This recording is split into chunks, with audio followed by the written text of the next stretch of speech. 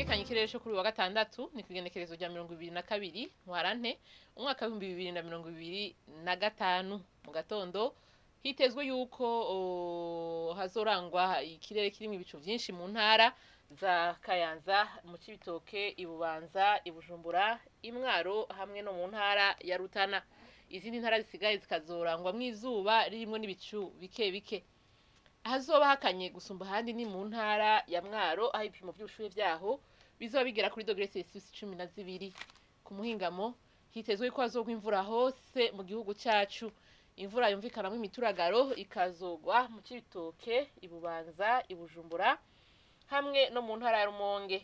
Mu ntara ya Rumonge rero nubwo hazogwa imvura hazongera hacemwo n'ibihe vy'izuba.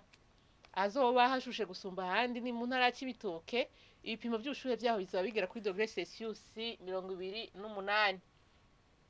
Mu gatondo hitezwe ko izuba rizoseruka igihe cy'isaha 12 zirenga ko iminota 6 rirenge igihe cy'isaha 12 zirenga ko iminota 12 z'umugoroba. Nuko rero ni hano amakuru ategekanye ikirere cyo kuri uyu wa gatandatu agarukiye. Mwakoze mwese kuyakurikira naho gutaha.